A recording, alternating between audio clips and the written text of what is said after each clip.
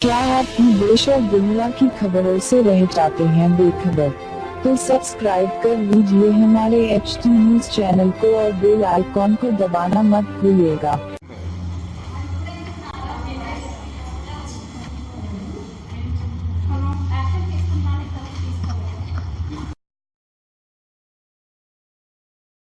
Job చేస్తున్నాను. రోజులాగే నేను జాబ్కి వెళ్దామని చెప్పి స్నానానికి వెళ్తే ఇక్కడ జడ్జింట్లో పనిచేసేవాడు, వాడి పేరు శివ. నేను స్నానం చేస్తుండగా బాత్రూంలోకి తొంగి చూశాడు. ఇది వెనస్డే రోజు బాత్రూంలో నుండి స్టూల్ వేసుకొని చూశాడు. వాడి ఫేస్ నాకు కనిపించింది. వాడు చూసినందుకే నేను అరిచేసరికి వాడు వెళ్ళిపోయాడు.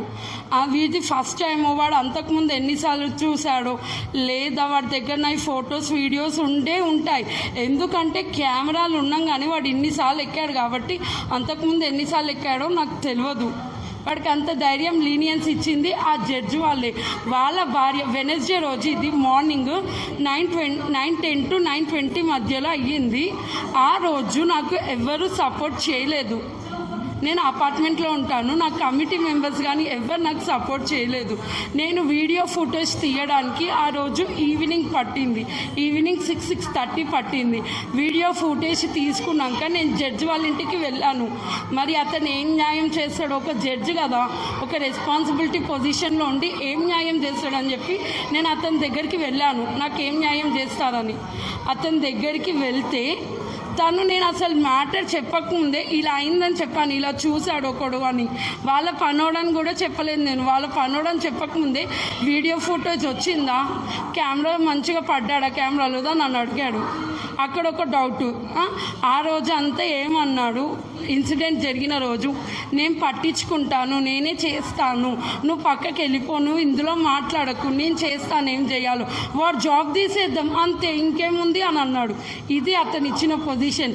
వాళ్ళ వైఫ్ అయితే వీడియో చూసినాక కూడా, వీడియో చూశాక కూడా ఎక్కిందా? మా వర్కరేనా? ఏం కనిపించింది? క్లారిటీతోటి కనిపించిందా? మంచిగా కనిపించిందా అని అంట. నువ్వు చూసావా వాడు చూడడము? ఈ మాట. తనకి కూడా ఒక అమ్మాయి ఉంది, నా ఏజ్ అమ్మాయి. ఒక రెస్పాన్సిబిలిటీ పర్సన్కి వైఫ్ అయి ఉండి తను ఈ మాటలు అన్నది, జడ్జి వైఫ్.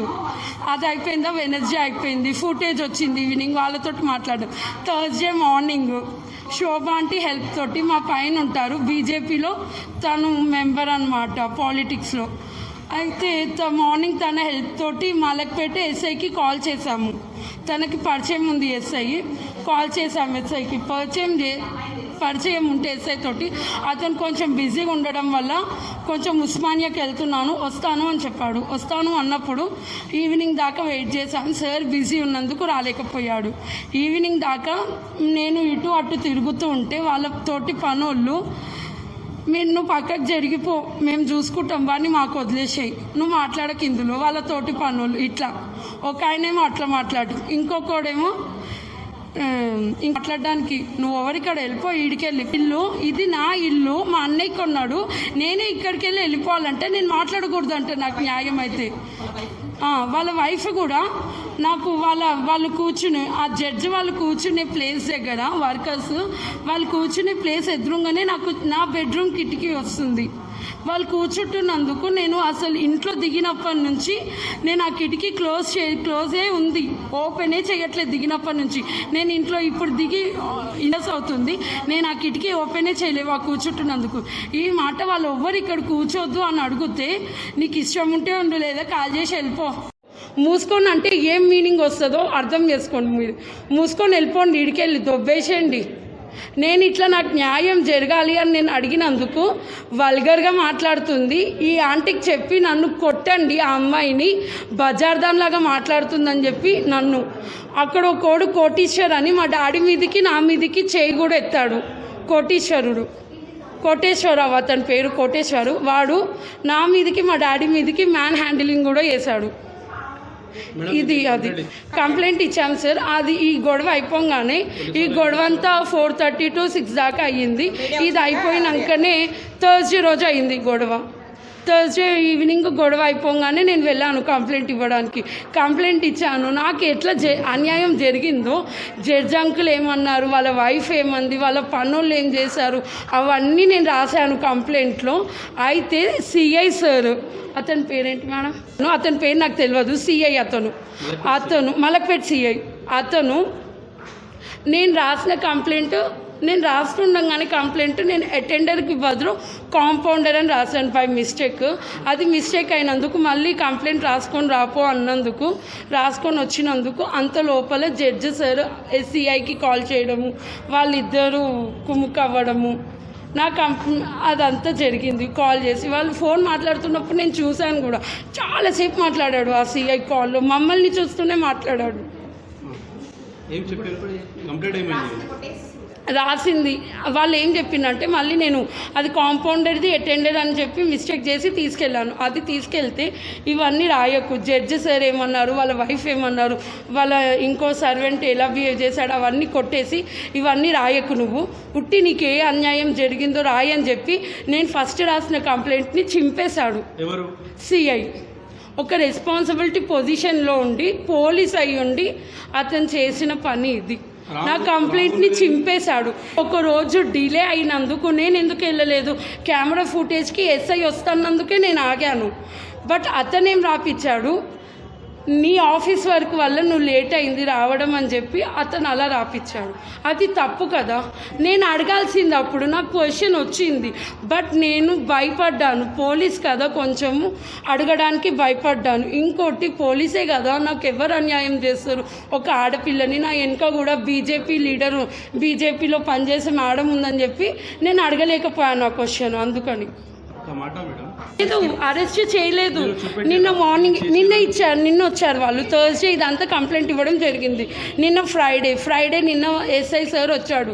అది మేము కాల్స్ చేస్తే వచ్చారు వాళ్ళంతకు వాళ్ళు రాలేదు. మేము మీద కాల్స్ చేయడము వాళ్ళు వచ్చారు, ఎంక్వైరీకి వచ్చారు. నిన్న అవన్నీ రాసుకున్నారు, ఇక్కడ విట్నెస్లను ఇద్దరిని తీసుకొని రాసుకున్నారు, వెళ్ళారు. నిన్నంతా ఇది జరిగింది అని చెప్పారు. వాడు దొరికాడు. నాతో ఎవరైతే అలా బిహేవ్ చేశాడో శివ, వాడికి ఆల్రెడీ పెళ్ళయింది, 3 పిల్లలు, ఒక చిన్న పాప కూడా. నేను వెళ్ళలేదు, వాడిని ఇక్కడికి చెప్పారు. ఇక్కడ నాకు సపోర్ట్ చేసే ఇవ్వ రవి అన్న, అతను ఏరియా ప్రెసిడెంట్. వాడు మేము అన్నాము, మేము బ్రాహ్ము, మీరే వాడి మా నేను సీసీటీవీ ఫుటేజ్ చూస్తున్నప్పుడు ఆ కోటీశ్వర్ అనే అతను నా మీద చేసుకున్నా. ఆ సీసీటీవీ ఫుటేజ్ చెక్ చేస్తున్నప్పుడు వాడు నన్ను మేము చెక్ చేయడం వాడు చూశాడు. ఏమాత్రమో వీళ్ళు ఇన్ఫర్మేషన్ వాడి సర్వెంట్స్ హ్యాండ్స్ 100% ఉంది. జడ్జి వాళ్ళ వైఫ్ని, వాడి సర్వెంట్ కోటీశ్వర్ని అస్సలు వదలొద్దు.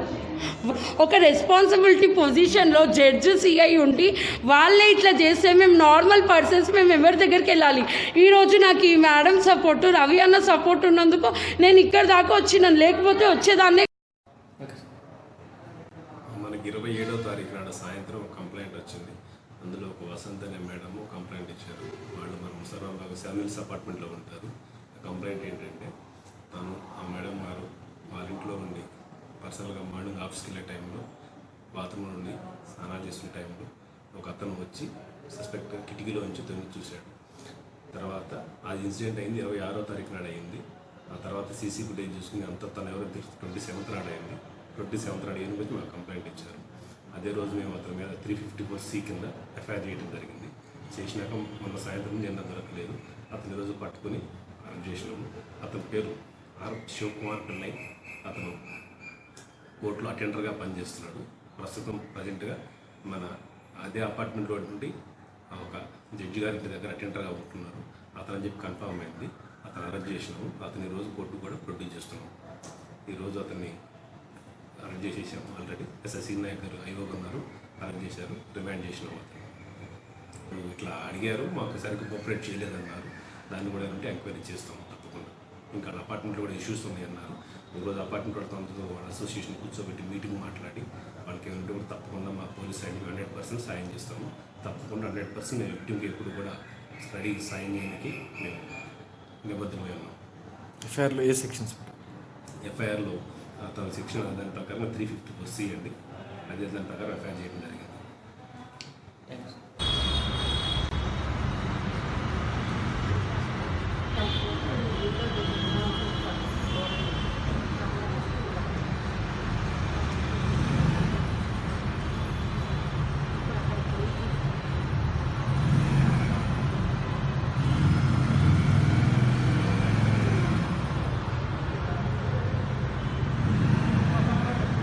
వేరేగా